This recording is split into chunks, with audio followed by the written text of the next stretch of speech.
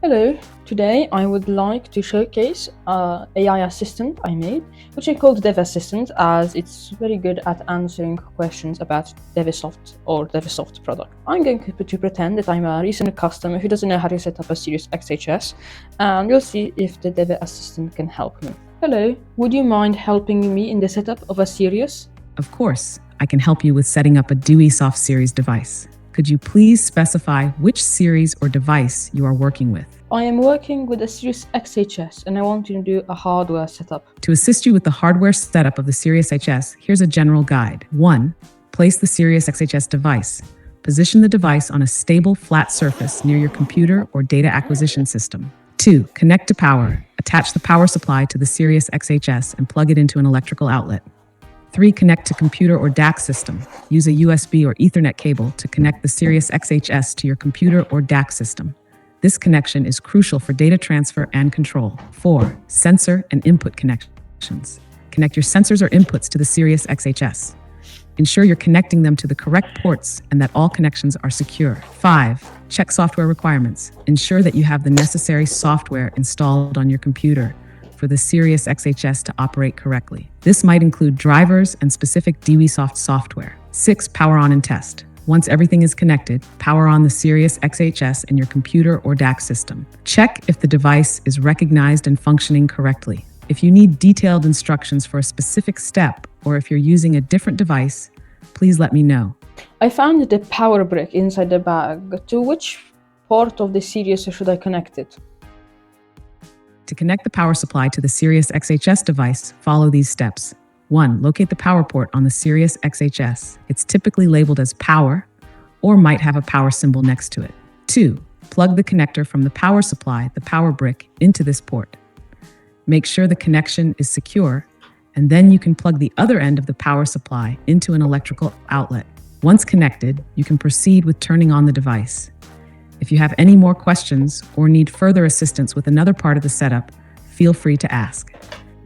Okay, I'm connecting the power to the Sirius.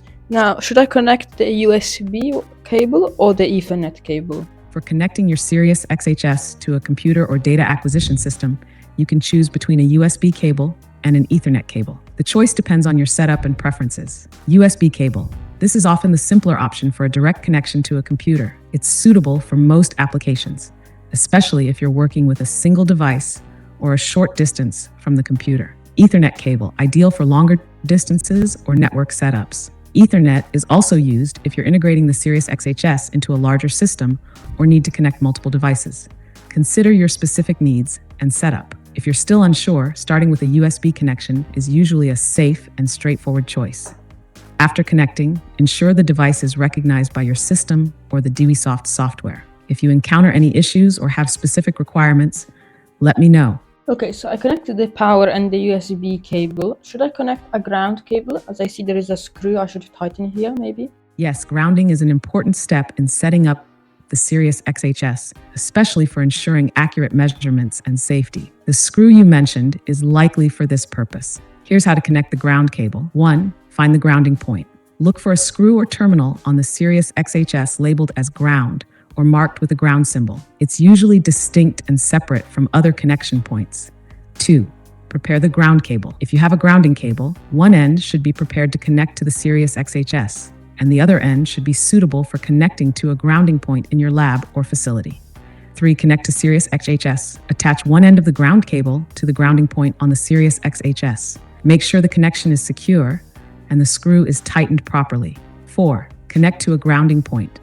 Attach the other end of the ground cable to a known good grounding point in your facility. This could be a dedicated grounding rod or a point in your electrical system designed for equipment grounding.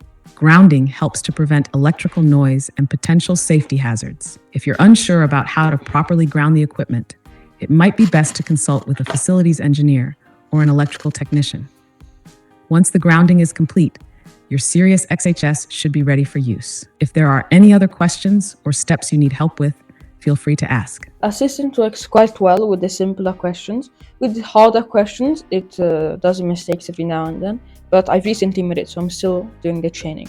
But overall, it works quite well. The series was set up successfully, and I didn't ask for Dewesoft X, as I believe this is enough for our showcase. So thanks for watching and bye.